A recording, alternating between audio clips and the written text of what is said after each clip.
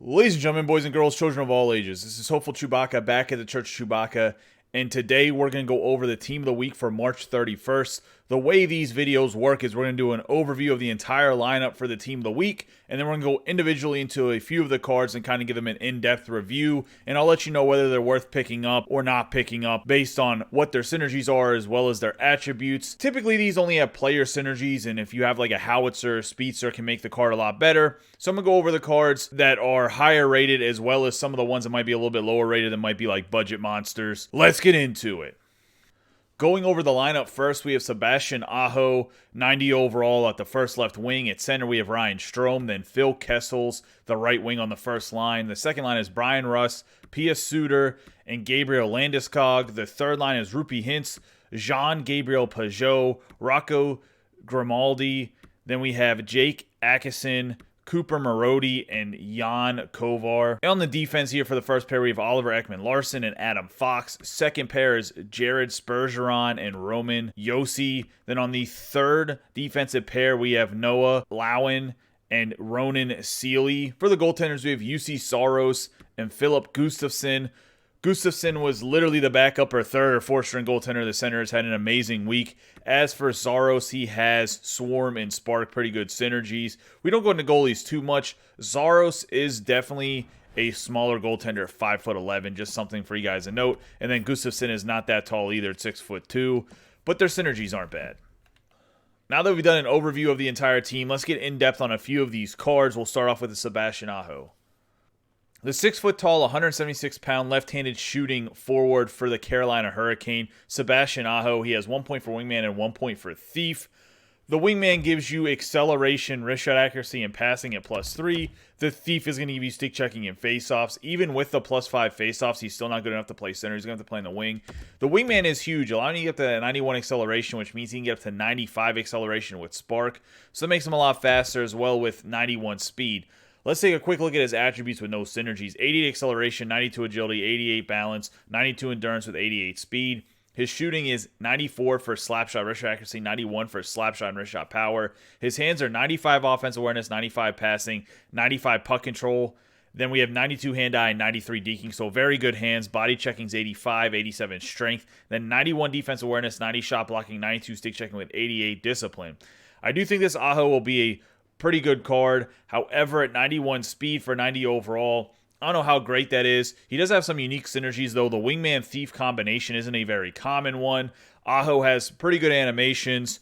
For this card, if you can get him at a pretty decent price, I do think that the Aho might be worth picking up just for his synergies. However, at this point in the game, you should really be looking for players that more have team synergies, unless you're trying to make more of a budget team or you're like a free-to-play player that started later in the year. Then by all means, this Aho could be the guy for you. The 91 speed, 95 acceleration is definitely going to be good enough. He's a good enough shot in hands. Checking category is great. He's not going to be a big body checker. That's kind of the quick overview right there of what this card entails. But I do think he can be a pretty decent card on any roster, depending if you need the synergies or not. Ryan Strome is the center on the first line for this Team of the Week. He's 6'1", 193 pounds, right-handed shooting. He has Light the Lamp and Workhorse for his synergies. The Workhorse does give you acceleration, which means you can get his acceleration up to 94. Then he'll max his speed at 90, which isn't the best speed, but for a centerman, it could be okay. However, his faceoffs are 79, so you're not actually going to be able to play him at center. The Light the Lamp gives you balance, wrist shot accuracy, offensive awareness, and hand-eye at +3. So pretty good synergy right there. Personally, I think if you can get this Strome at a good price, he might be worth picking up. Let's look at his attributes really quick. 87 acceleration, 90 agility, 88 balance, 89 endurance, 87 speed. He has 88 for his shot accuracies, 89 for his shot powers, 91 offensive awareness, 91 passing, and 91 puck control with 89 hand-eye, 90 deking. So the attributes look very similar to the Sebastian Aho we just went over with the hands. They're just 2 points lower in each category. Then for defense, he has 84 body checking, 88 strength. The checking category is 90 defense awareness, 77 shot blocking, 91 stick checking with 86 discipline. The faceoffs at 79, as we already mentioned, are too low. With the Workhorse, the Strome could actually be a viable card to pick up because of the 94 acceleration you can get, as well as being able to get up to 90 speed. It just depends on what price you get him. If you get him for like 75K or less, I think he could be a suitable right-handed winger on your team. Like I said, the faceoffs are a little bit too low. So this Phil Kessel, before you get into this card, he's 6 foot, 202 pounds, right-handed shooting. He's one of the fastest skaters in the game. I honestly think that this Phil Kessel's pretty close to an endgame card offensively before we even get too in-depth in the attributes. It's because of Howitzer. It gets up to 94 speed, which means you can get up to 97 speed. On top of having 91 acceleration, you get up to 95 acceleration with Spark. So with Distributor and Spark, he's pretty nasty and his shot's pretty much maxed. He also has Magician, which helps with that agility. So you get Howitzer and Magician activated. He'll have max agility. You have Distributor and Spark with his two player synergies. He just becomes absolutely phenomenal. Looking at the card with no synergies, he has 91 acceleration, 93 agility, 88 balance, 90 endurance, 91 speed. The shooting is 95 for slap shot accuracy and wrist shot power. Then he has 97 wrist shot accuracy with 96 slap shot power. So a really, really good shot that becomes even better with the Howitzer because it becomes a harder shot. Hands are 96 for passing, puck control, and deking, 97 hand-eye, 94 offensive awareness. He has 83 body checking, 88 strength. So he's not a big body checker, but you're getting this Phil Kessel to score goals, to cause havoc down the wings. It's not to play defense. He has 85 defensive awareness, 83 shot blocking with 86 checking, 93 discipline. So very good discipline, and then he does have pretty good stick checking, even though his defensive awareness isn't great. So he's not going to intercept a lot of pucks, but he can put a lot of pressure on. Very fast skating. I really, really like this Phil Kessel. He is going to be the best forward option that you can get in this entire team of the week. He's going to be pricey. I guarantee you he probably be like 250,000 coins minimum because of how fast of a skater he's going to be. Pius Suter is a centerman for the Chicago Blackhawks. He's 5'9", 176 pounds, and he plays on a line with Patrick Kane and DeBrincat. That's why he's having such a great year. He has relatively decent skating. With the Howitzer, you can get up to 93 speed. If you have Distributor as well, then he can get up to 91 acceleration. His shot's very hard with Howitzer as well. Looking at his attributes, he's 87 acceleration, 92 agility, 93 balance, 89 endurance, with 87 speed. So like I mentioned, he can get up to that 93 speed max with Distributor and Howitzer, then he can get up to that 91 acceleration with Spark. His shot is 88 slap shot accuracy, 92 slap shot power, with 87 wrist shot accuracy, 89 wrist shot power. So his shot's not super overpowering or really that great, but it's above average. His hands are 89 deking, 92 offensive awareness, 88 hand-eye, 93 passing with 90 puck control. So once again, his hands are above average, but they're not anything like fantastic. Where this card actually shines is in his defense and checking category, even for a small guy at 5'9". He has 91 body checking and 93 strength, so with his balance, strength, and puck control, he's actually going to be very hard to get off the puck. Then he has 91 defensive awareness, 91 shot blocking, 96 checking with 82 discipline. 76 faceoff, so at center, he's still going to be a liability. You're going to have to put him on the wing. But this Suter's actually not a bad card. He's another guy that I think he's probably the second best forward you can pick up on this entire list behind that Phil Kessel that's obviously completely nasty. I think this Suter will actually be at a very good price because his speed numbers, like the raw speed numbers, don't look overpowering because he only has 87 speed. So I think a lot of people are going to overlook him. But the Howitzer helps him out a lot with that. So Brian Rust and Gabriel Landeskog are just both too slow. They don't have anything to help their skating. They're both 86 speed. So I'm not going to go over them. I just think they're too slow. I think the Landeskog is going to come with a hefty price because he's a 90 overall on his card. And I just don't think he's worth it. The Brian Rust, as much as I love the Penguins, I don't think he's that great. The 86 speed just doesn't cut it. It's too slow still. Moving down here, I think this Rocco Grimaldi can be a nasty budget card. He can get up to 92 speed because of his Howitzer, although the rest of his attributes really aren't that good. I just think an 83 overall, you could probably get him for like under 20K, and he could be a sneaky good player. Plus, he's 5'6", so you know that agility is already going to be good on top if he has 90 agility. Just a card to kind of look out for if you're trying to build a budget team and you need a shutdown and Howitzer plug on your third or fourth line.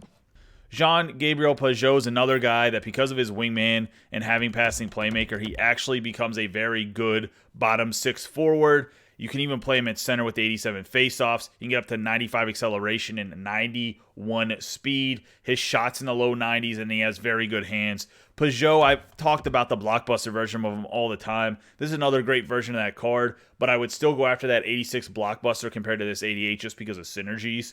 But once again, it's a very good card. Not going to go too in-depth on the entire attribute breakdown. As you can see, great offensive card. He has great checking. Not going to give you that defense because his body checking is low. But overall, I think he's going to be another guy that's going to come at a very good price. Can definitely work into a budget team, especially with a unique combination of passing playmaker and wingman. Ruby Hintz. Everybody loves Ruby Hintz, but this card is too slow skating, so we're not going to go in-depth or go over him. The fourth line is just a bunch of guys that are low-budget guys. None of them have really any team synergies. They have Speedster, but you can find other cheap players that have Speedster. Moving on to the defensive core, we're going to go over the top four.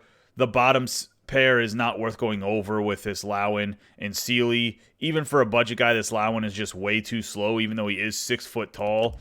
He can get up to 87 speed, but that gives you 90 speed, and then the acceleration get up to 87, but the rest of the card is just bad, so we're just going to ignore it. Let's go in here and talk about Oliver Ekman-Larsson.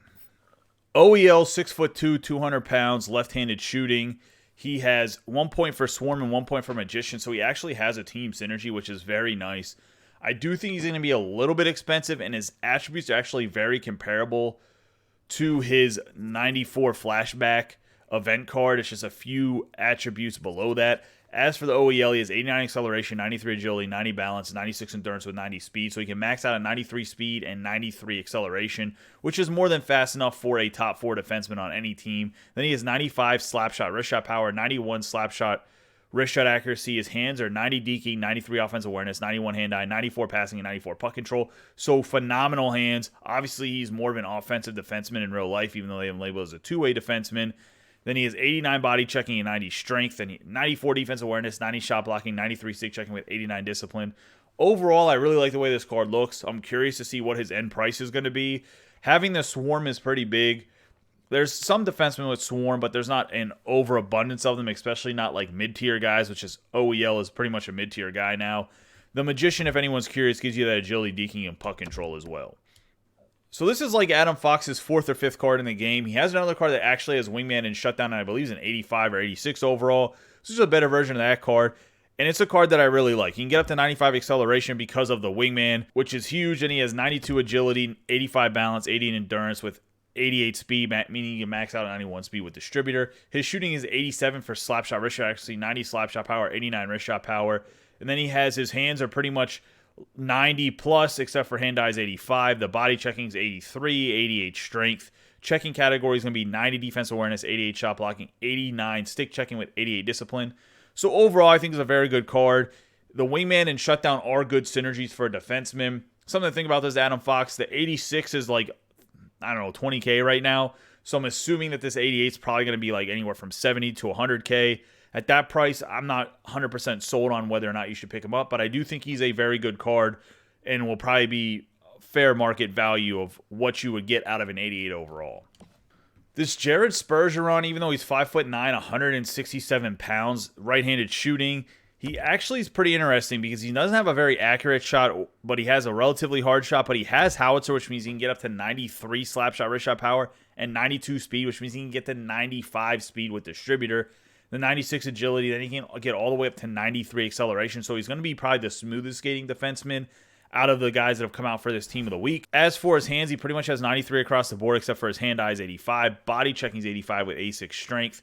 His defensive awareness and shot blocking is 90. 94 stick checking with 98 discipline. Other than being a small guy, the Spurgeon has the synergies to make him a great defenseman. He's going to be a very, very good skater, and I think that's important. He's a guy that if you need a howitzer plug on your defense, or you need howitzer and shutdown, which is a pretty unique synergy combination for player synergies, that this Spurgeon can definitely fit the bill. He can skate with the best of them. He could be part of those biggie smalls defensive pairings that I always talk about, where he can be the smalls. You just have to find himself a biggie like a Victor Hedman or somebody that's a big guy. Zdeno Chara, put him with the Spurgeon, they'll have that biggie smalls wombo combo where you get that little quick guy with the big tall guy that has a long stick. Spurgeon fits into those type of defensive pairs perfectly. The face of the team of the week was Roman Josi.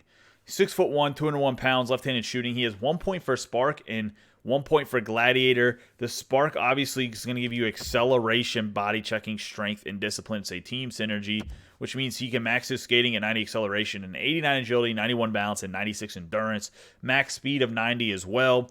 I don't know if that's really fast enough at this point in the game, especially for 91 overall. It is nice that he has Spark, but I'm sure he's going to come at a hefty price, and I don't think he skates well enough. Looking at his shooting, he has 88 slap shot accuracy, 94 slap shot power, 87 wrist shot accuracy, 93 wrist shot power. His hands are 86 deking, 93 offensive awareness, 87 hand-eye, 94 passing, and 93 puck control.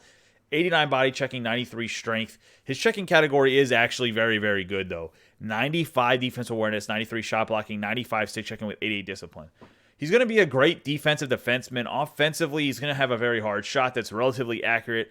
I just think the skating's going to hurt this Josi a lot. And because of that, I would avoid this card. I think he's going to be way too expensive. But let me know what you guys think in the comments down below. This is the face of the team of the week. Do you think he was deserving to be the face of the team of the week for the card that they gave him? I don't think they gave him a good enough card to be the face of the team of the week, but it is what it is. But I do think this Josi could be serviceable if you do get him in a pack, but I wouldn't go out of my way to purchase him on the auction house. That's going to wrap up this overview of the team of the week, as well as some in-depth reviews of a few of the players. We went over maybe 10 players or so. Let me know what you guys think in the comments down below about this team of the week. Are you guys excited about it? I think it's actually worse than last week's team of the week, other than the Phil Kessel and the Suter. I think those two cards are phenomenal cards and really, really good. The Spurgeon's kind of interesting. Other than that, I think last week's cards were a little bit better than this week's, especially the high-end cards. But let me know. Maybe you guys disagree and think this team of the week is better than last week's. As always, I appreciate all of your guys' support. Don't forget to subscribe, like, and share this channel with any of your friends that play NHL 21. That way we can help them out get better at the game, as well as get some either team advice like we do on this channel, or just learn more about the cards, make smart decisions when building their team. With that all wrapped up, you guys have a great day and be safe.